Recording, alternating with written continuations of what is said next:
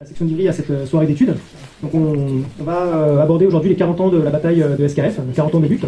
Je vous remercie d'être aussi nombreux ce soir, ça fait vraiment plaisir. Et je tenais aussi à remercier notre camarade Gérard pour sa participation ce soir et pour l'animation de cette soirée d'études. Donc je vais vous expliquer un petit peu rapidement le déroulé de cette soirée. Donc on va avoir une petite présentation d'une...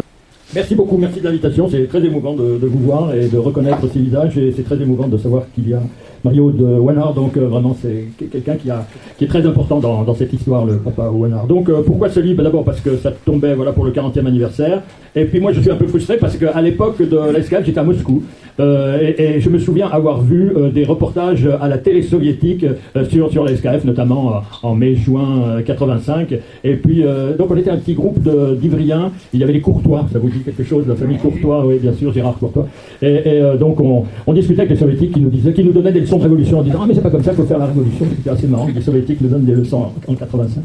Donc on discutait avec les soviétiques qui nous donnaient des leçons de révolution en disant « Ah mais c'est pas comme ça qu'il faut faire la révolution », c'était assez marrant, les soviétiques nous donnent des leçons en 85. Donc j'avais envie d'écrire cette histoire parce que je trouve que c'est un beau moment de fierté communiste et que c'est un beau moment de fierté ouvrière aussi. Donc j'ai commencé par aller aux sources, c'est-à-dire que je me suis aperçu qu'il y avait à Ivry-Port une usine de roulement à billes au début du siècle qui s'appelait, je crois, le roulement à billes français et qui est rachetée par la SKF un peu avant la Première Guerre mondiale. Donc la SKF, grosse machinerie suédoise qui est rachetée par la SKF un peu avant la Première Guerre mondiale. Donc la SKF, grosse machinerie suédoise qui se caractérise dans le fait qu'ils ont toute la production, ils vont chercher l'acier, ils travaillent l'acier, il travaille la commercialisation, etc. etc. Donc grosse usine et qui va connaître l'histoire, on ira grosse usine et qui va connaître l'histoire, on ira jusqu'à 2500 ouvriers, je crois, au plus beau moment, mais qui va connaître évidemment les aléas des années 30, le front populaire, la baisse, la reprise, etc. Je ne sais pas ce qu'ils font pendant la guerre. À mon avis, ça sera intéressant dessus. Après-guerre, c'est une entreprise qui va connaître une relative prospérité. Il y a là un public ouvrier qui est très combatif, qui est réputé. D'ailleurs, dès que vous regardez l'histoire de la SKF, c'est les luttes pour les 8 heures dans les années autour de la Première Guerre et après la Première Guerre, puis lutte Front populaire. Je les retrouve en 1968, l'usine est occupée. Autre caractéristique de cette usine, c'est une usine majoritairement féminine. L'ouvrier de la SKF est une ouvrière. Ils sont à 2/3 constitués d'un personnel ouvrier, ce qui donne quand même des caractéristiques très, très particulières. Alors évidemment, comme le racontait Jacotte Pensaven lors d'une autre réunion, les femmes jouent un rôle essentiel, mais il y a toujours les mecs qui reviennent et qui occupent les postes. Donc il y a deux garçons qui vont être tout à fait décisifs, le papa Ouanard, Patrick Ouanard, et Jacques Thor, qui nous a fait le plaisir de rentrer de son séjour en Tunisie pour un autre débat. Donc eux vont être les grands animateurs. Ce qui se passe, c'est que dans les années 80, enfin à la frontière des années 70-80, on sent que ces entreprises commencent à être l'objet de délocalisation. Il y a une usine SKF à Bois-Colombes qui est fermée 3 ans avant, donc vers 1980, ce qui alerte d'ailleurs le personnel à Ivry. Et puis voilà qu'en janvier-février 1983, une réunion du conseil d'administration de la SKF qui se tient en Hollande, il y a une usine SKF à Bois-Colombes qui est fermée 3 ans avant, donc vers 1980, ce qui alerte d'ailleurs le personnel à Ivry. Et puis voilà qu'en janvier-février 1983, une réunion du conseil d'administration de la SKF qui se tient en Hollande décide de fermer, comme ça, sans vergogne, et décide de fermer et de se délocaliser plutôt en Espagne, peut-être en Italie aussi. La nouvelle est sidérante, elle est sidérante d'autant plus que nous sommes sous un gouvernement de gauche à participation communiste. Alors ça, on y reviendra tout à l'heure parce que c'est une question très importante, ce fond politique. Donc ils sont sidérés, ils n'y croient pas. Ils n'y croient pas, ils se disent c'est pas possible que dans une France de gauche on ferme la SKF parce que c'était quand même l'usine symbole d'Ivry, enfin tout Ivry-Port concentrait une quantité d'usines, mais la plus grosse c'était la SKF, et puis on a l'impression que toutes les familles ivriennes ont eu quelqu'un un jour qui a bossé à la SKF, donc c'était à peu près impensable.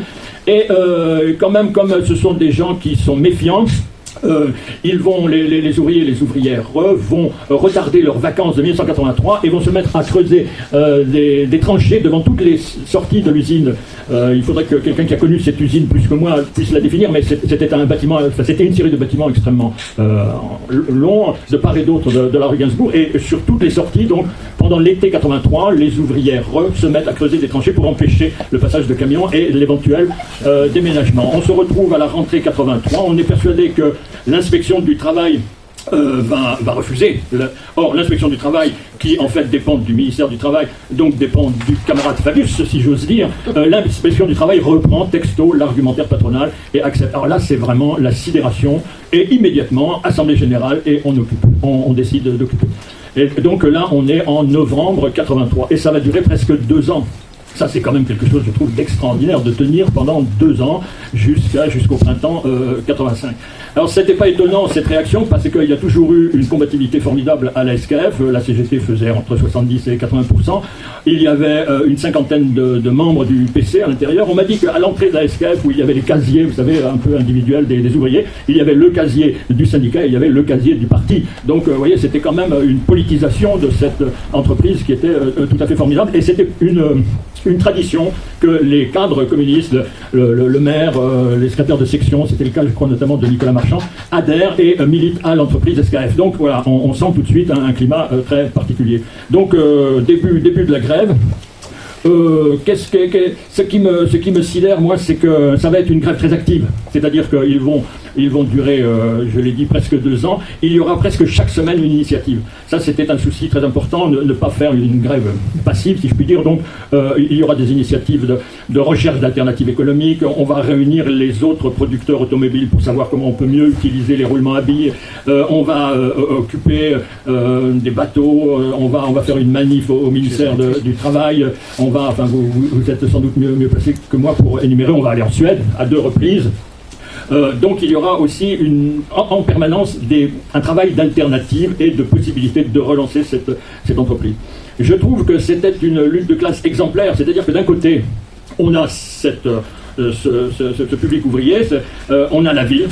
Je crois que la caractéristique première de cette lutte, c'est une histoire d'amour entre la ville et l'usine. Si la ville n'avait pas été là, je pense, et tout le monde l'accepte, si la ville n'avait pas été là, si le maire n'avait pas été là, si l'Aloé ne s'était pas mouillé la chemise en permanence, il n'y aurait pas eu 2 ans possibles à tenir. Donc c'était quelque chose, une sorte de symbiose qui était tout à fait remarquable. Et en face, c'est la grande bourgeoisie. En face, c'est pas des rigolos. Il devait y avoir à un moment, je crois que c'est au milieu de l'année 84, une remise des bénéfices de la SKF dans un grand hôtel parisien. Et puis comme nos militants ont appris ça, ils ont fait suffisamment de bazar pour que la réunion de ces actionnaires ne se tienne pas. Mais on a eu les noms. Et alors j'ai repéré les noms, laissez-moi les retrouver. Il y avait, évidemment, les actionnaires suédois. Il y avait la famille Peugeot, qui touchait du fric. Il y avait la famille Panhard, c'est pas rien. Il y avait Sérac, vous vous rappelez peut-être Sérac, c'était l'ancien patron du CNPF. Il y avait le clan Bernard Ponce. Bernard Ponce a été le patron du RPR de Chirac pendant toutes ces années. Il y avait Raymond Barre qui nous fera ensuite un discours sur l'austérité, et qui était pété de thunes et qui avait caché des millions en Suisse, le gros Raymond Barre. Donc vous voyez, c'était pas de la rigolade, quoi. Les gars de SKF avaient en face d'eux la grande bourgeoisie, le grand patronat, et on comprend que... Et puis il y avait le gouvernement. Alors, celui qui gère ça, c'est Fabius, qui est d'abord, je crois, ministre du Travail, puis qui deviendra plus tard Premier ministre, mais je crois qu'il a un autre ministère entre-temps. Et celui qu'il va utiliser dans cette bataille, c'est un certain Gallois. Ça aussi, c'est un nom qui doit vous dire quelque chose. Gallois, c'est l'archétype de ces technocrates socialistes qui vont, pendant 20 ans, 30 ans, se faire des carrières en or. Donc c'est Gallois qui gère le dossier pour Fabius. Gallois, il va être après PDG de la SNECMA, il va être PDG de la SNCF, il va être PDG de EADS, il va être PDG de PSA. Donc vous voyez, on est là en face des gros, quoi. Voilà. Donc je trouve un affrontement de classe tout à fait formidable. Ce qui m'a aussi impressionné dans cette histoire, c'est que vivre pendant 2 ans dans une entreprise occupée, c'est quelque chose. Ça vous crée des liens, c'est le moins qu'on puisse dire. Ça crée une espèce de communauté ouvrière qui n'existait pas avant. Vous voyez, c'est un peu... Moi, ça me fait penser à l'ambiance de mai 68. En mai 68, tout d'un coup... donc, vous voyez, c'était pas de la rigolade, quoi. Les gars de SKF avaient en face d'eux la grande bourgeoisie, le grand patronat, et on comprend que...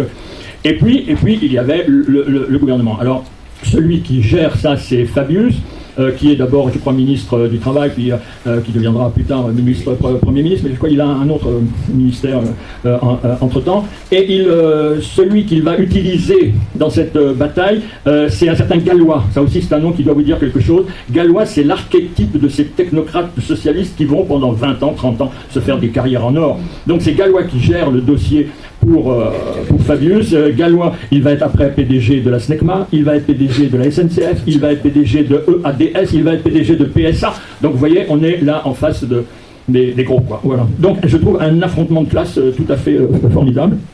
Ce qui m'a aussi impressionné dans cette histoire, c'est que vivre pendant 2 ans dans une entreprise occupée, c'est quelque chose. Ça vous crée des liens, c'est le moins qu'on puisse dire.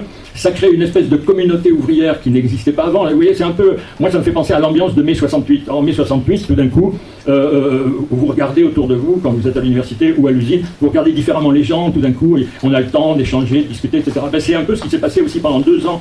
Donc, des liens humains, des liens politiques, des liens sociaux très, très étroits qui vont se nouer. On mange ensemble, on bouffe ensemble. Il y aura un cuistot qui ira assez régulièrement avec une estafette qui disait Ouanard, je crois, une estafette dont on n'avait pas payé l'assurance, je sais pas quoi, et qui permettait d'aller à Rungis s'approvisionner. On mangeait dans l'usine, on se cultivait dans l'usine, il y avait une bibliothèque, il y avait une télé.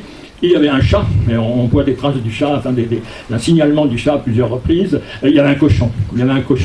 Je crois que c'est un département de l'Est, soit un département, une fédé syndicale, soit une fédé du parti qui offre le cochon, peut-être pour un jour en faire du boudin. Voilà, donc c'est quand même quelque chose d'assez singulier, d'assez sympathique, d'assez formidable. Ce qu'il faut dire aussi, c'est que dès 1983, le tribunal de Créteil ordonne l'évacuation. Dès 1983, il y a donc cette espèce d'épée de Damoclès qui leur pend dessus et qui fait que le rapport de force ne leur permet pas. Le rapport de force, bon, encore une fois, c'est les élus municipaux, enfin le syndicat CGT qui est, je trouve, remarquable de bout en bout dans cette bataille, la municipalité, les députés Mercica et Marchais qui seront systématiquement associés à cette bataille. Voilà, donc quand même des poids lourds de la politique et qui vont, et il fallait ça pour faire face. Bon, mais évidemment il y aura la vengeance, et la vengeance, eh bien, elle va tomber pendant le week-end de la Pentecôte de 1985. Ils ont profité qu'il y avait un peu moins de gens qui occupaient, et voilà les flics qui s'invitent, et les flics qui occupent.